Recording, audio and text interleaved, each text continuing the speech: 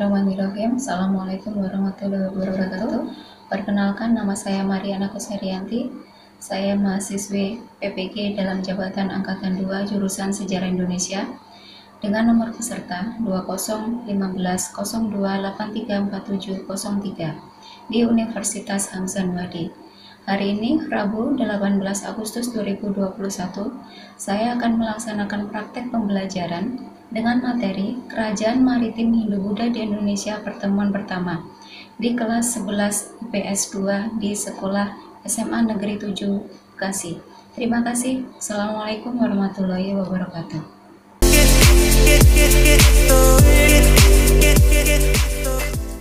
Bismillahirrahmanirrahim. Assalamualaikum warahmatullahi wabarakatuh. Selamat siang anak-anak.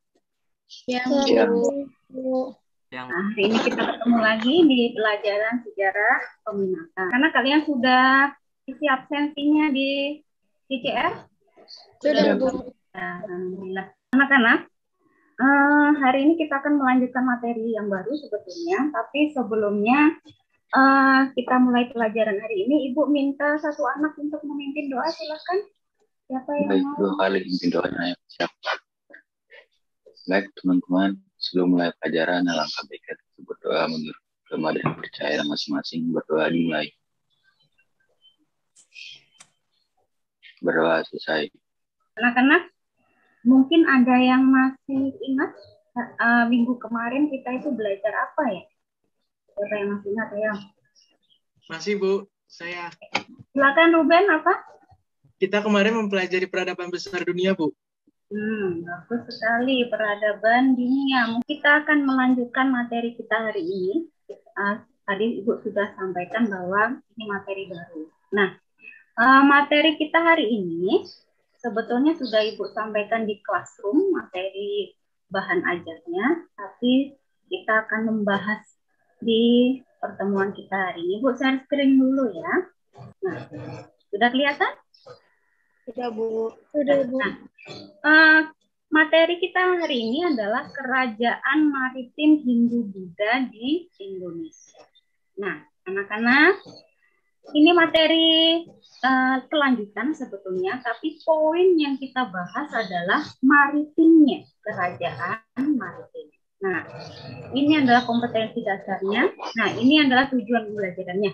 Tujuannya apa sih kita mau belajar tentang materi kerajaan Hindu-Buddha? Tujuannya adalah kalian nanti diharapkan bisa mengenal, kemudian menganalisa kerajaan-kerajaan maritim yang ada di Indonesia, terutama yang bercorak Hindu-Buddha. Karena nanti ada yang bercorak Islam. Jadi ada dua materi besar di kerajaan maritim.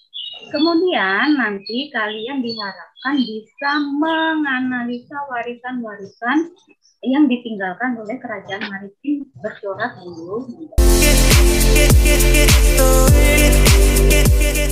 Sebelum kita mulai materi, ada beberapa gambar yang ingin saya sampaikan ke kalian. Ada yang tahu ini gambar apa ya? Gambar kapal. Kapal. Betul sekali. Lebih tepatnya ini adalah replika kapal. Oh iya.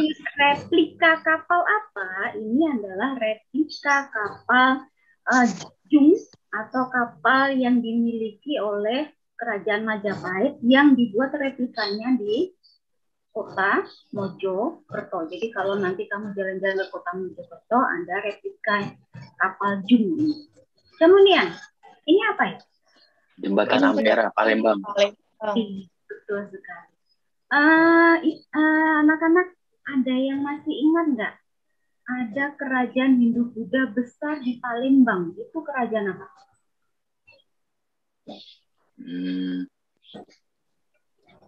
Kerajaan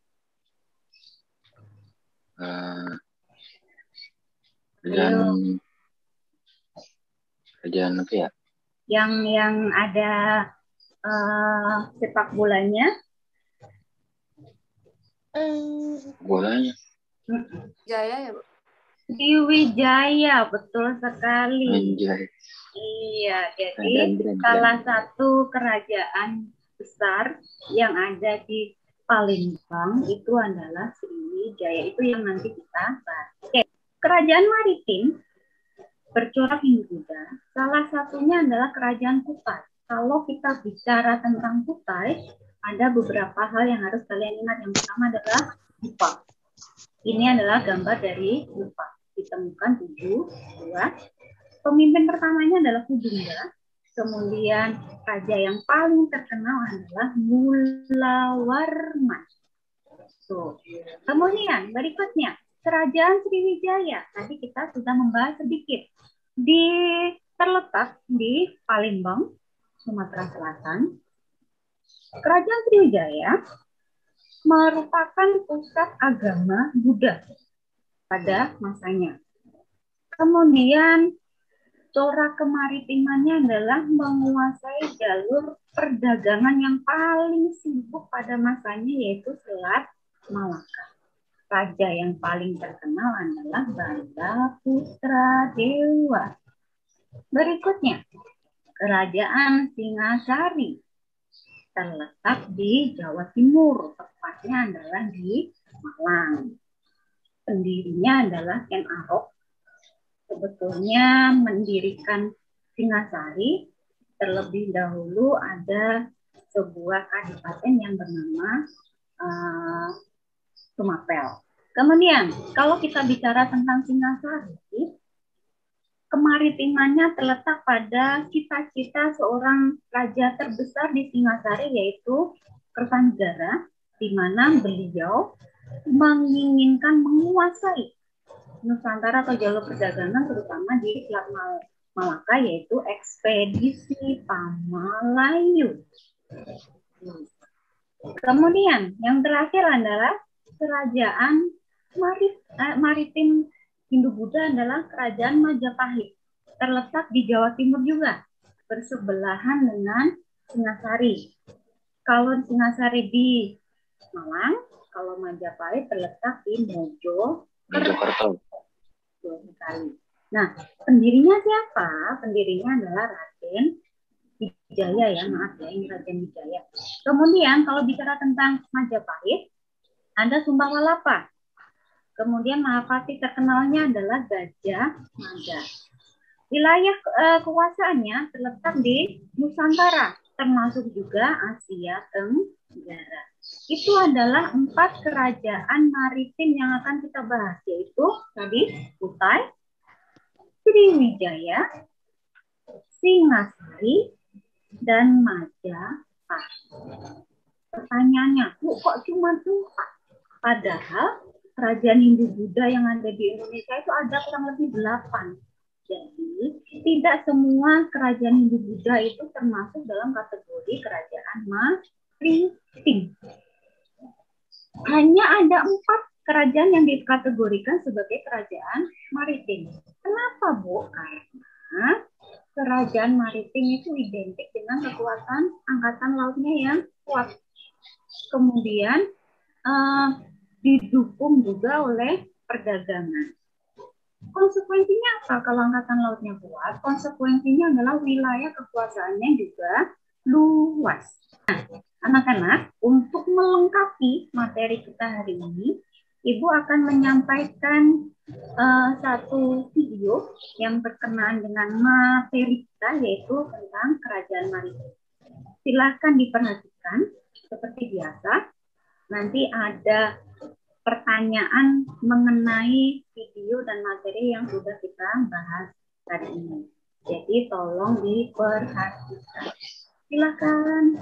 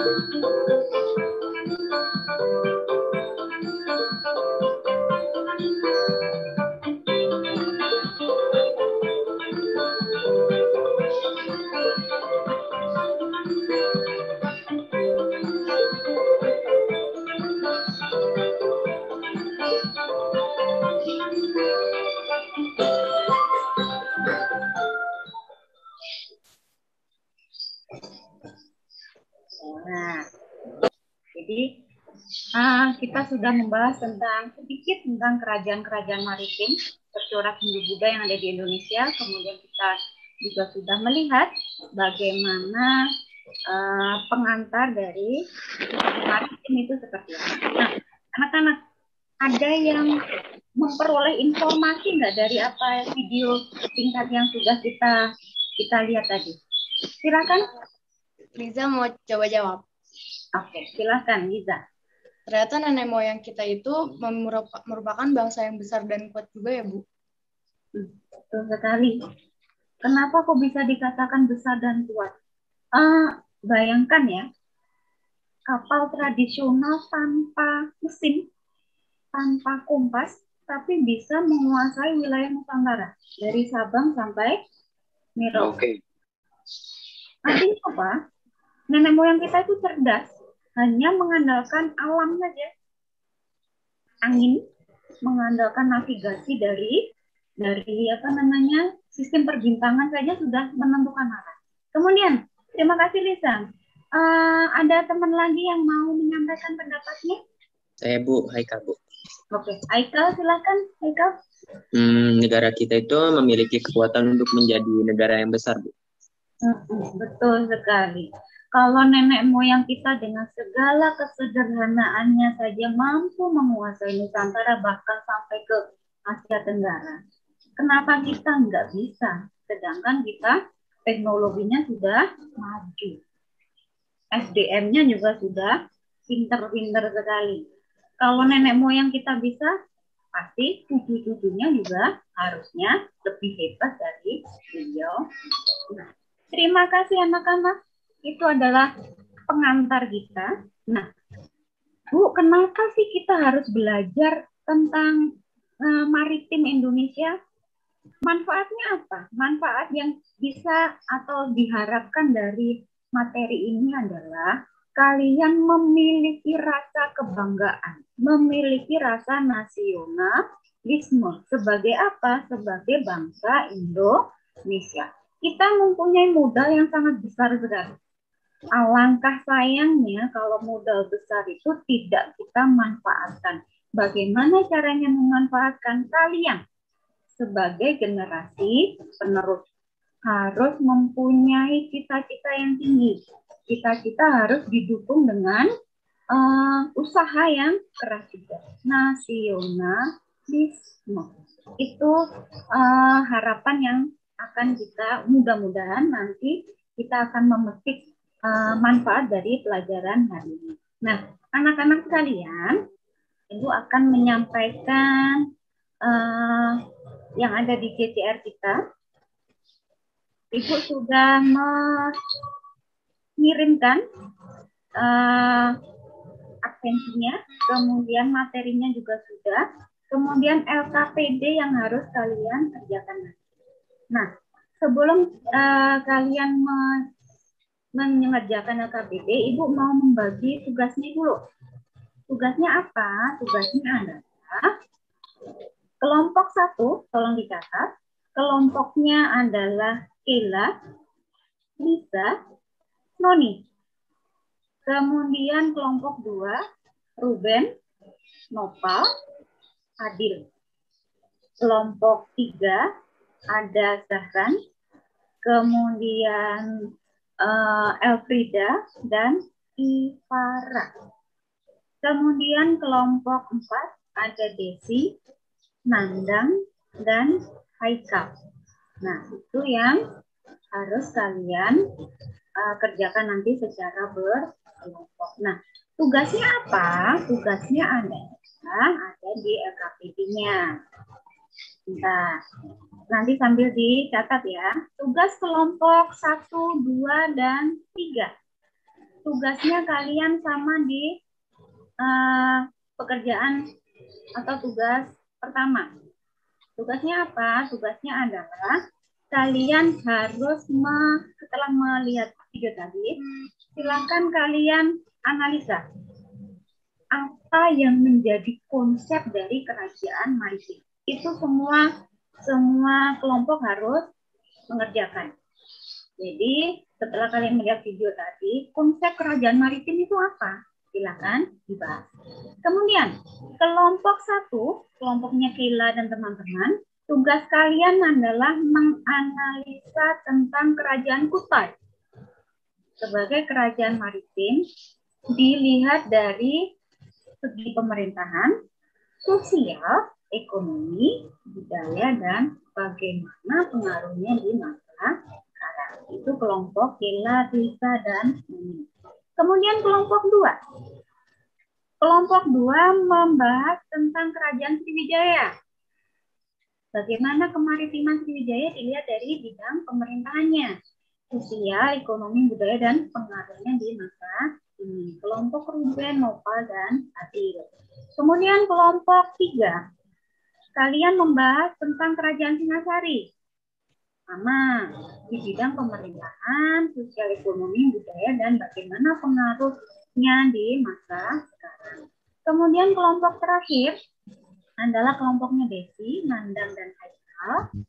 Kelompoknya membahas tentang kerajaan Majapahit. Bagaimana pengaruhnya dan di masa sekarang. Kelompok 1, 2, dan 3, dan 4. Apakah sudah jelas tugasnya hari ini? Sudah, Bu. Sudah. Oke, kalau sudah jelas, silahkan Ibu kasih kalian waktu untuk mengerjakan tugas secara berkelompok. Silahkan saling diskusi di Zoom ini. Silahkan dikerjakan, saya kasih waktu 10 menit. Kamu bisa lihat materinya di GCR ya, di Classroom ya, sambil membahas materinya. Silakan. Silakan saling berdiskusi, saling mengerjakan. Kalau sudah selesai, kelompok 1, 2, 3, dan 4, silahkan bergantian mempresentasikan materi yang sudah dikerjakan.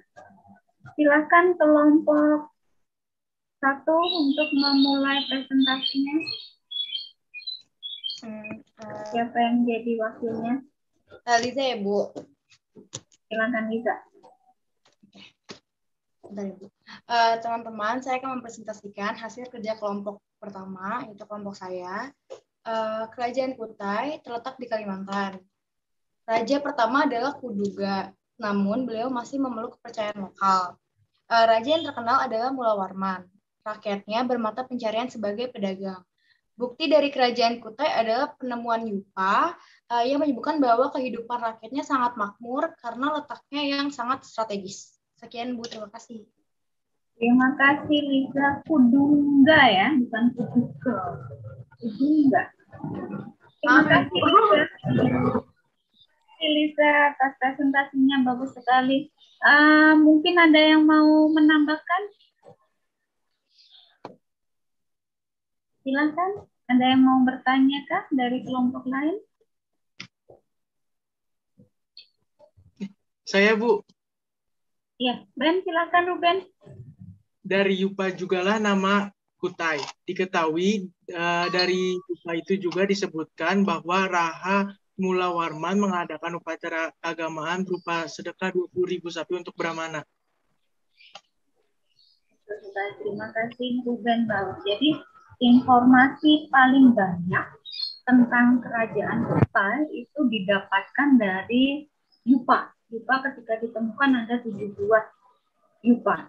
Jadi semua informasi lengkap bagaimana sistem pemerintahan, kemudian bagaimana cara Mula Warman itu menjalankan kekuasaannya, terus bagaimana upacara keagamaan dilaksanakan di Kutai, itu semuanya informasi ada di Yupa. Terima kasih Lisa, kelompok 1 dan tambahan informasi dari Ruben tadi. Kemudian kelompok 2, silakan mempresentasikan hasil pekerjaannya. Siapa kelompok 2 yang mau? Ya, Fadil, silakan Fadil. Jadi kerajaan Sriwijaya terletak di Sumatera Selatan, didirikan oleh Dampun Tahyang dengan penduduknya bermata pencarian dari pertanian dan perdagangan. Sriwijaya menjadi kerajaan maritim dengan menguasai pelabuhan-pelabuhan perdagangan seperti Selat Malaka sehingga perekonomiannya kuat. Sriwijaya dikenal sebagai pusat pendidikan agama Buddha dengan raja terkenalnya dengan Balaputra Dewa. Sekian Bu, terima kasih. Iya, betul sekali. Informasi lebih pada di bidang pemerintahannya yang pertama tadi adalah Dapuntahyang dan Balaputra. Terima kasih Fadil dan kelompok 2. Mungkin ada yang mau menambahkan lagi dari teman-teman yang lainnya? Silakan. Jadi saya mau tanya. Baik, Non, silakan Non. Jadi kan saya pernah baca kalau Sriwijaya itu menjadi besar karena pelabuhan transit. Nah, itu maksudnya kayak gimana ya, Bu? Pelabuhan transit, betul sekali. Karakteristik dari ciri utama, ciri khas dari Sriwijaya sebagai kerajaan maritim itu adalah pelabuhan transit atau pelabuhan transit. Nah, pertanyaan dari Nomi tadi. Mungkin ada yang mau mencoba menjawab apa yang dimaksud dengan pelabuhan transit atau pelabuhan transito tadi? Silakan teman-teman. Elfrida mau coba. Elfrida, silakan Elfrida. Pelabuhan transit adalah pelabuhan yang dipakai untuk transaksi perdagangan sekaligus melakukan bongkar muat kapal sehingga banyak kegiatan dagang di Kerajaan Sriwijaya, Bu.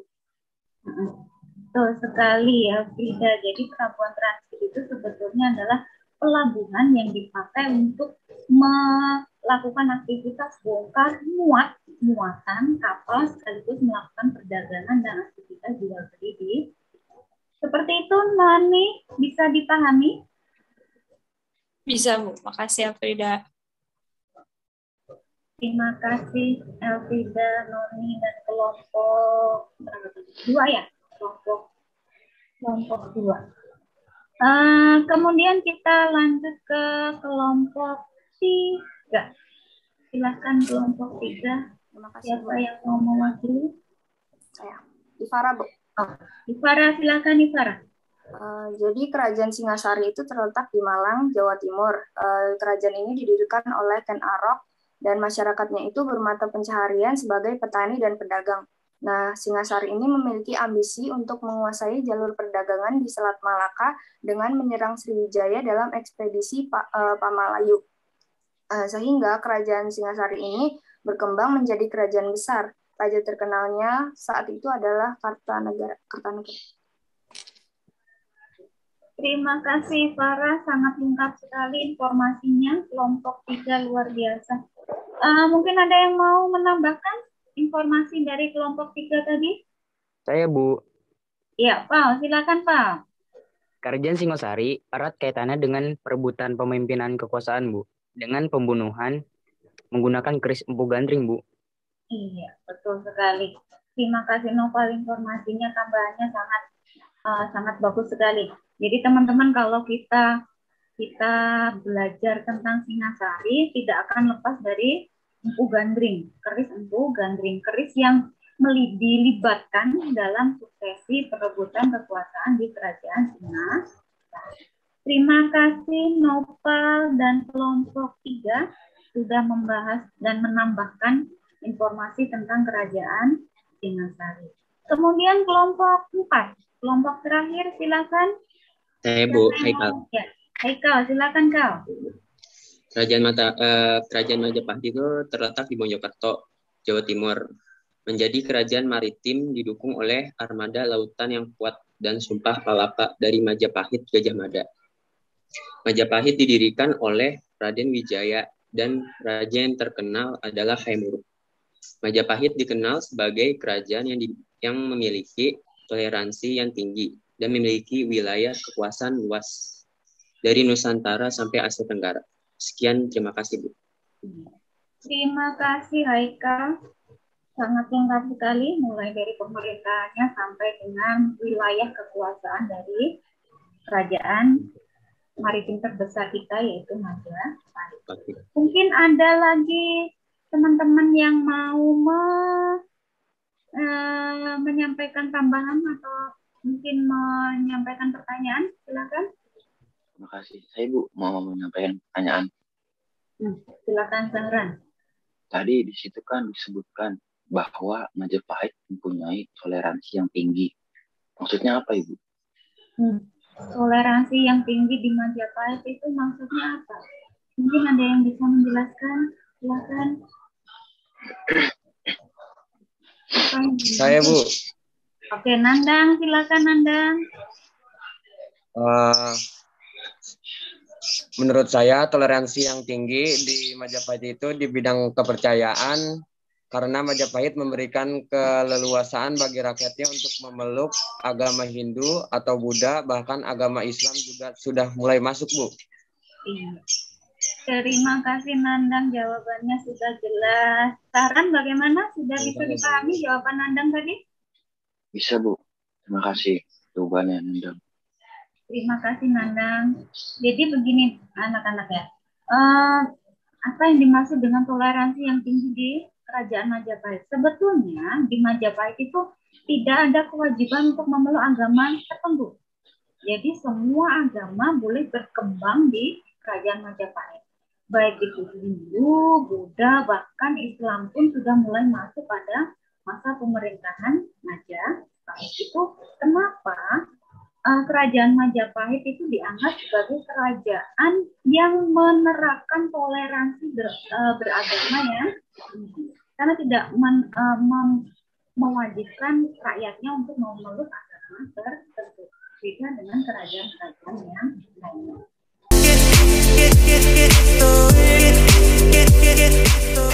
Terima kasih anak-anak.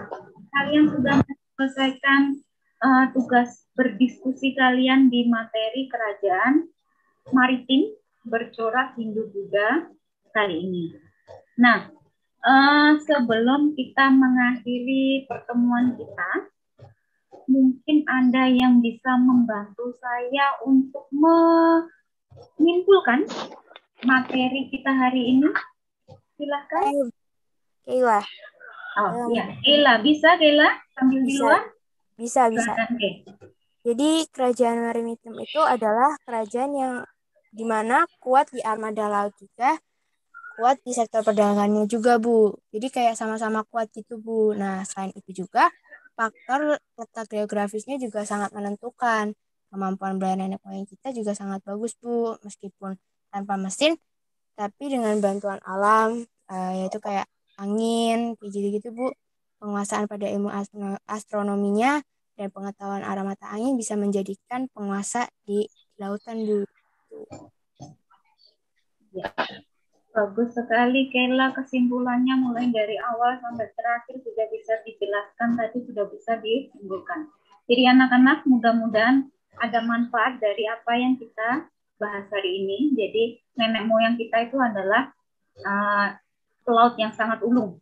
Makanya jangan heran kalau ada sebuah lagu anak-anak yang judulnya adalah Nenek Moyangku Seorang Pelaut. Nah, kenapa kok ada lagu itu? Nah, itu tadi, bahwa sebetulnya itu tidak sekedar lagu saja, tidak sekedar alat untuk menghibur anak-anak kecil, tapi ada ilmu yang tersirat di situ. Bahwa nenek moyang kita itu memang benar-benar pelaut yang ulung, pelaut yang handal. Bisa menguasai Nusantara bahkan Asia Tenggara hanya dengan kapal bermodal angin, memanfaatkan angin. Navigasinya nggak pakai kompas, tapi pakai bintang, nggak kesasar. Kalau nenek moyang kita dengan kesederhanaan seperti itu bisa berkuasa di laut, kenapa kita enggak? Nah, itu harus menjadi pemicu kita, pemacu semangat kita untuk selalu belajar, hebat, dan sukses. Siapa tugas itu diembankan ke kalian? Kembali lagi ke kalian. Kalau nenek moyang kita bisa, kalian juga harus bisa, harus lebih kuat, harus lebih hebat, harus lebih sukses. Nah, anak-anak, sebelum kita mengakhiri pelajaran kita hari ini, jangan lupa kalian ada tugas yang harus dikerjakan di LKPD yang sudah Ibu sampaikan di classroom. Tugasnya, siap Bu. Tugas lagi. Baru tadi dibilang harus hebat. Ya, sudah, Jadi begini, tugasnya harus kalian kerjakan mulai dari 1 sampai dengan kegiatan ke-2. Sudah mengeluh, enggak mengeluh. Nah, tugasnya nanti dikerjakan secara individu. Meskipun hari ini kita belajar secara diskusi, tapi tugasnya di LKPD tetap individu. Makanya kalian tadi harus memperhatikan jawaban dari setiap teman kalian yang presentasi. Ada 2 kegiatan. Satu kegiatan ada 5 soal di situ. Kegiatan kedua hanya 1 soal. Silakan dikerjakan, boleh dikumpulkan minggu depan ketika kita pertemuan berikutnya. Pertemuan minggu depan kita masih akan membahas tentang kerajaan maritim. Sampai di sini ada pertanyaan dulu tentang kerajaan maritim Hindu-Buddha? Tidak ada, sudah bisa dipahami. Cukup, alhamdulillah. Nah, anak-anak, sebelum kita mengakhiri pelajaran kita hari ini, silahkan memimpin satu orang untuk memimpin doa agar kita berkah semuanya ilmunya. Silakan. Saya, Bu. Memimpin doa. Pak Dio, monggo. Ya. Mari teman-teman, sebelum kita mengakhiri pelajaran, alangkah baiknya kita berbaca doa menurut agama dan kepercayaannya masing-masing. Berdoa dimulai. Amin. Doa selesai. Terima kasih, Bu. Terima kasih Pak Dio sudah memimpin doa hari ini. Terima kasih anak-anak sudah mengikuti pelajaran sejarah pengingatan hari ini dengan Bu. Mudah-mudahan apa yang kita pelajari hari ini memberikan keberkahan dan manfaat buat kita bersama. Terima kasih untuk hari ini. Assalamualaikum warahmatullahi wabarakatuh. Waalaikumsalam warahmatullahi wabarakatuh. Terima kasih Bu.